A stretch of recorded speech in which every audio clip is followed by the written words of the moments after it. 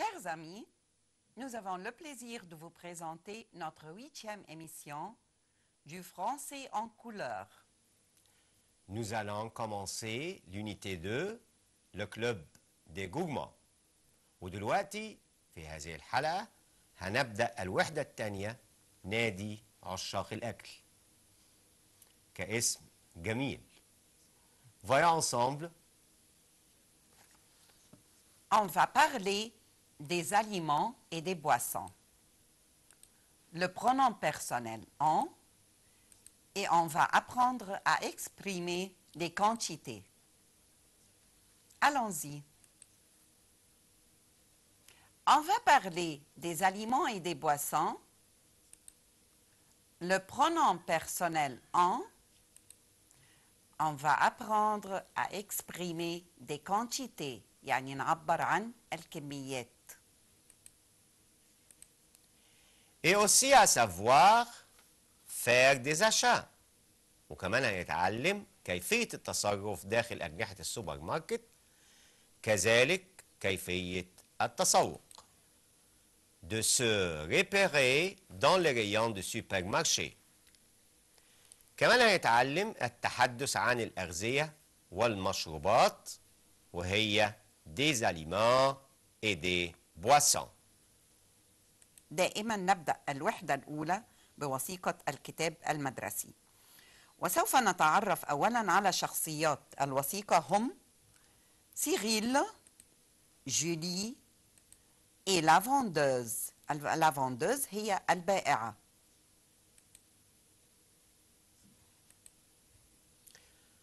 Dans la rue, Cyril invite Julie. Cyril. Ma chère sœur, peux-tu m'aider demain à préparer un petit dîner à mes amis? Julie. Un dîner? On va cuisiner? Non. Je vais faire une énorme salade, mais accompagne-moi faire les courses, s'il te plaît. D'accord. Et maintenant, mes amis, on va voir ensemble quelques expressions pour faciliter la compréhension. ودلوقتي هنشوف مع بعض الكلمات الصعبة لتسهيل عملية فهم القطع. Allons-y. Un gourmand هو عاشق للأكل. Le dîner, العشاء. Invité يدعو. Cuisiner وبتعني يطبخ، ودي مشتقة من كلمة لا كويزين اللي هو المطبخ. Faire les courses يتسوق. Préparer يعد أو يجهز. Aider يساعد. Une énorme salade بمعنى طبق سلطة كبير.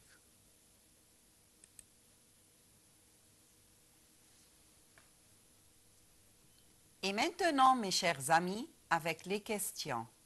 Allons-y. Mais vrai ou faux à côté de chaque phrase. Cyril et Julie sont à la maison. Faux.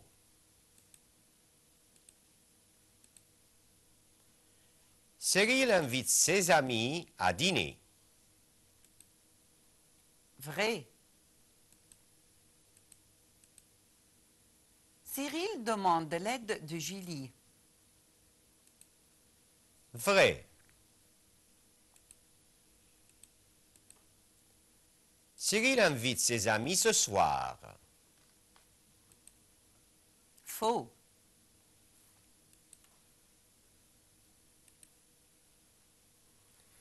Et maintenant, mes amis, avec un autre document du même leçon. دلوقتي هنعرض لكم طبعا وثيقة أخرى لنفس الدرس، وهنشوف مع بعض امتداد لنفس الفكرة. نشوف كده مع بعض. Maintenant, Cyril et Julie s'arrêtent à la pâtisserie. Cyril, J'ai une petite faim. Ça te dit une glace? Julie, bonne idée. Cette pâtisserie en vend peut-être en entre. la vendeuse. Bonjour. Bonjour madame. Est-ce que vous vendez des glaces? Bien sûr, regardez, elles sont artisanales. Vous voulez quel parfum? Oh, il y en a beaucoup. J'hésite entre fraise et vanille. Moi, je voudrais une glace de la chantilly, s'il vous plaît. Voilà, mademoiselle. Merci, madame. Et moi, une glace à la vanille avec des pépites de chocolat. Ah, désolé, je n'ai pas de pépites. Alors, à la vanille et à la fraise. Très bien, voilà. Ça fait combien, s'il vous plaît? 5 €. Voilà. Au revoir, madame. Au revoir, bon après-midi. Ah, je peux goûter ta chantilly? Ne mange pas tout.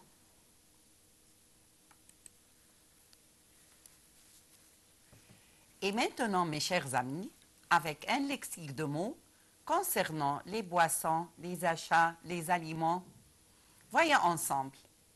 طبعا احنا كده بنعرض لكم المصطلحات اللي بتساعدكم على التعامل مع الأغذية ومع المشروبات. نشوف كده مع بعض.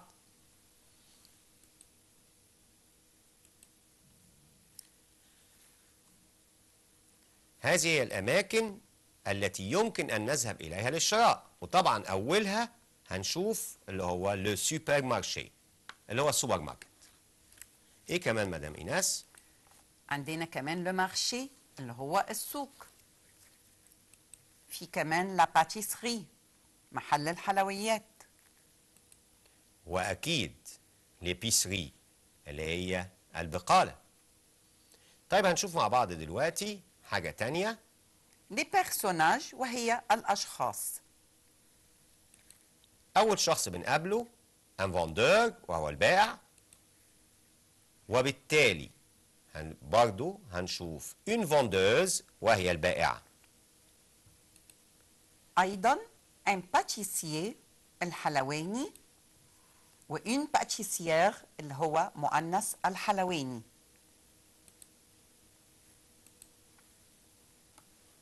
un épicier بقال و une épicière مؤنث البقال. وأخيرا وهو المحور بتاع الشراء دايما وهو كليان وهو الزبون أو العميل، وبالتالي العميلة هي une cliente. دلوقتي هنتعرض لحاجة تانية اللي هي les objets qu'on utilise ou qu'on achète، اللي هي الأشياء اللي بنستخدمها أو بنشتريها. زي عندي مثلا لو ساك دو كورس الشنطة اللي بضع فيها المشتريات. وعندنا لو بارفان ودي عدت علينا أكيد في الدوكيمان وهي مكسبات الطعم. عندي دو لا جلاس آيس كريم. لا فريز وهي الفراولة. لانانا اللي هو الأناناس. وفي كمان من الكلمات اللي مرت علينا في القطعة لي بيبيت دو شوكولا وهي الشوكولاتة المبشورة. لا شانتيي وهو كريم شانتي. Les verbes الأفعال. طبعا هنشوف مع بعض دلوقتي الأفعال المستخدمة دايما بالنسبة للأكل وبالنسبة للمشروبات. أولهم الكلمات اللي احنا شفناها accompagner يصطحب، ودي كانت موجودة في القطعة طبعا. hésiter يتردد. goûter يتذوق، وهي ديا أهم فعل بنتعامل بيه بالنسبة للمأكولات والمشروبات. vendre يبيع.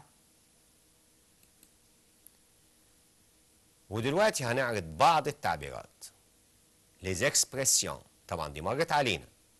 أولهم ça te dit une glace يعني ما رأيك في إن احنا نتناول آيس كريم.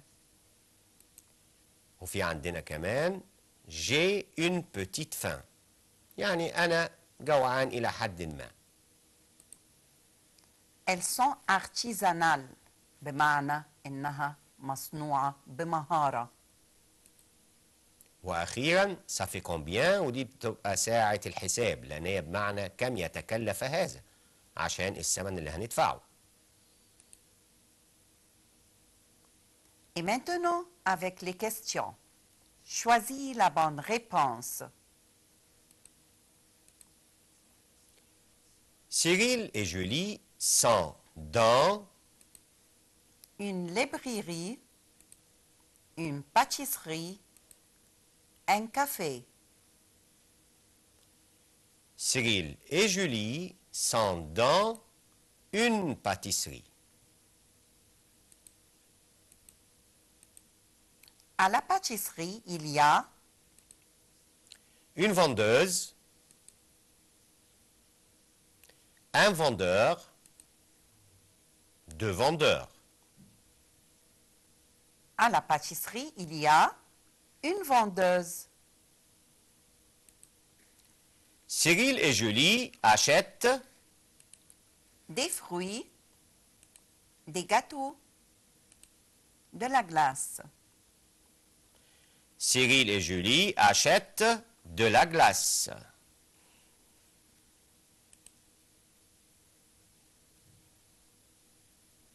Mais vrai ou faux selon les deux dialogues. يعني هنا هستخدم الديالوج الاثنين مش واحد فقط لا غير.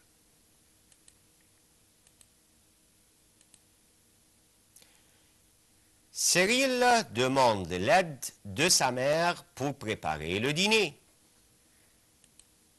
Faux. Cyril et Julie entrent dans une pâtisserie. Vrai. Julie aime la glace à l'ananas. Vrai. Le prix des glaces est 5 €. Vrai.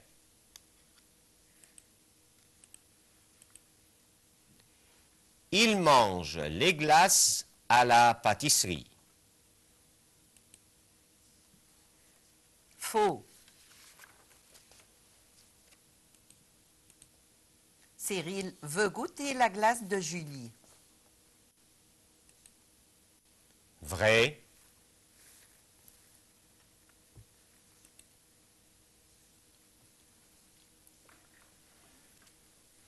Et maintenant, mes amis, on va voir ensemble les articles partitifs اللي هي أدوات التجزئة. هنشوف مع بعض أدوات التجزئة وهي بتوضع أمام الأسماء للإشارة أن هذا الاسم لا يمكن عده أو حصره. هنشوف مع بعض.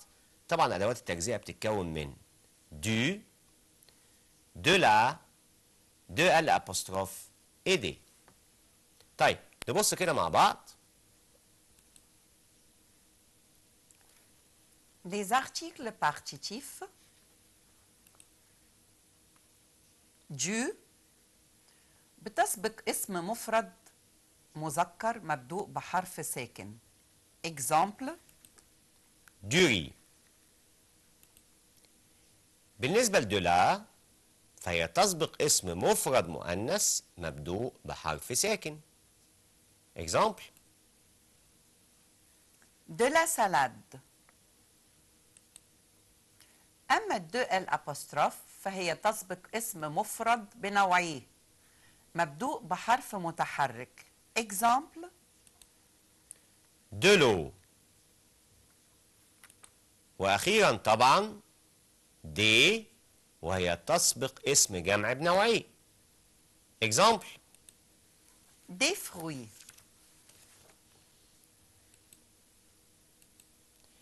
وأدوات التجزئة تأتي بعد الأفعال الآتية عادة. Manger, boire, acheter, prendre, mettre et faire. Exemple. Il mange du riz. Il ne mange pas de riz. واضح هنا ان دو تحولت الى دو في حالة النفي. يعني بمعنى اصح لما باجي انفي بحول كل ادوات التجزئة، وبالتالي طبعا احنا عارفين اللي هي ادوات النكرة كمان والاعداد والكميات الى كلمة دو، عدا حالتين احنا عارفينهم. حالة فيرب اتر ما بيتمش فيها التعديل، وحالة ان الجملة تدل على العمر. نشوف كده مع بعض حاجة تانية. Du, de la, de الأبوستروف دي وهي أدوات التجزئة. عند النفي بتحول كل هذه الأدوات إلى de على فورم نيجاتيف. كمان احنا بنيجي نحط كلمة دو بعد الظرف الدال على الكمية، زي assez de, beaucoup de, peu de, trop de, combien de. Exemple, il y a combien de filles en classe? Quels sont les repas d'un jour؟ ما هي الوجبات اللي انت بتاخدها خلال اليوم؟ طبعا دي مرتبطة بالحياة اليومية. مدام إيناس، كم وجبة؟ Il y a 4 repas dans un jour. يعني بنتناول 4 وجبات في اليوم. بنبدأ ب le petit déjeuner, الإفطار. متى؟ Le matin, on prend le petit déjeuner. طيب تاني وجبة طبعا هنقابلها اللي هي لو ديجوني وهي الغدا، ودي ناخدها في فترة الظهر اللي هو لو ميدي. لو ميدي on prend le déjeuner. أيضا عندي وجبة خفيفة في النص le goûter. Le goûter بتناولها l'après-midi. L'après-midi, on prend le goûter. وأخيرا لو ديني وهي وجبة العشاء، ودي بتبقى في فترة المساء زي ما احنا عارفين اللي هو le soir on prend le dîner. Au petit déjeuner, on peut manger quoi?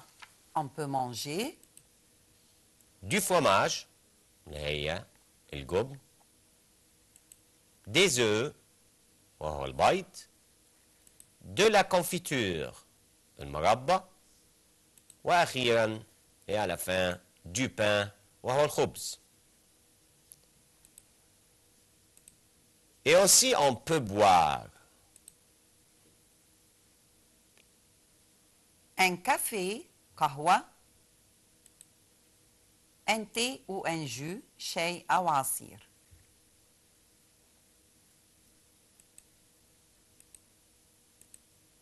Au déjeuner, on peut manger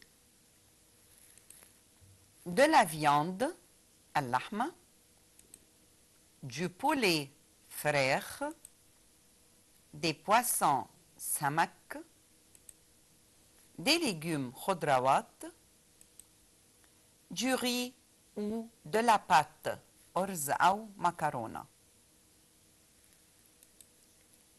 طيب بالنسبة للوجبة الخفيفة اللي احنا قلنا عليها اللي هي الجوتيه. Au goûter, on peut manger une tartine وهي tarte. ممكن ناكل ايه بقى؟ des biscuits, بسكوت, des crêpes ou des gâteaux, وهو الفطير أو الجاتو. طيب. Comme boisson, مشروبات هنشرب ايه؟ du jus, عصير, du thé, شاي, ou du café, ممكن نتناول قهوة.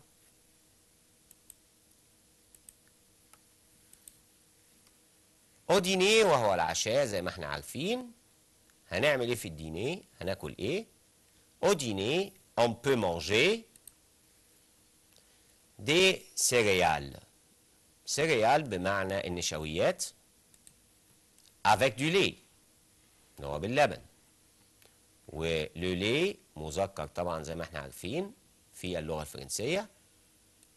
وعندنا ايه كمان؟ دي ياور اللي هو الزبادي.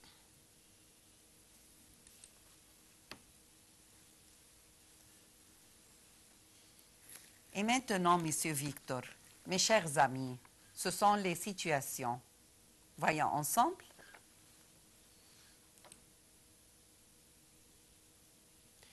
Qu'est-ce qu'on peut dire dans les situations suivantes?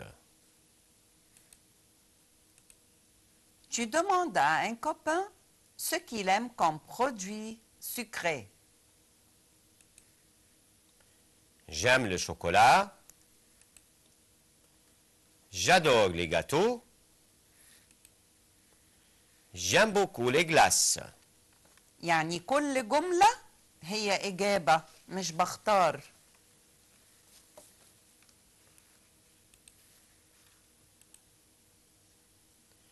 Un copain te demande ce qu'il faut faire pour être en forme. Tu dis, Ne mange pas beaucoup de produits sucrés. Bois beaucoup d'eau. Ton ami est en forme. Tu lui demandes le secret. je bois du lait et des céréales. Je fais du sport. Je mange des poissons et des fruits.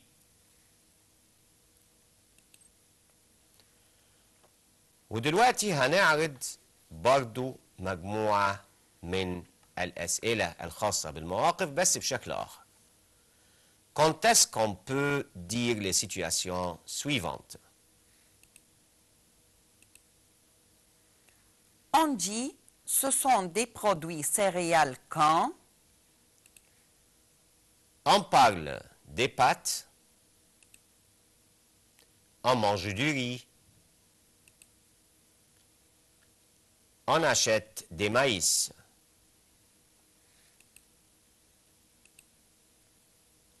On dit j'ai une petite faim quand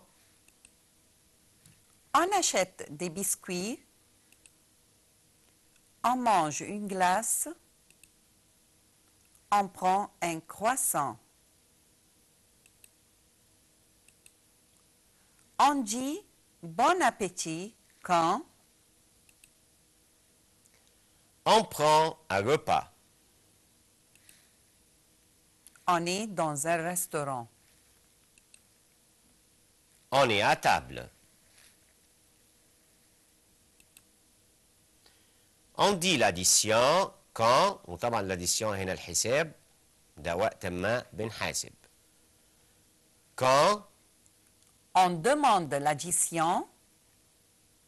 on veut savoir combien on doit payer. On finit le repas dans un restaurant.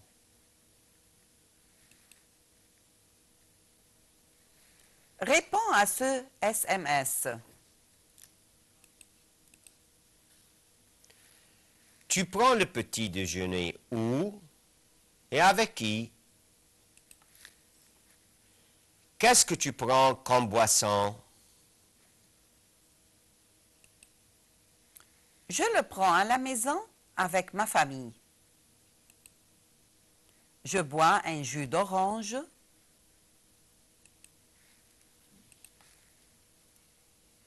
Parle des aliments et des boissons de ton petit déjeuner. Au petit déjeuner, je prends du lait ou du café. Je mange du pain ou des croissants avec du fromage ou des œufs. Je peux manger un sandwich au saucisson avec du beurre. J'aime aussi manger de la confiture et des pommes. Mes amis, nous arrivons à la fin de notre émission. Merci de nous avoir prêté votre attention. Merci, au revoir et à bientôt. À bientôt.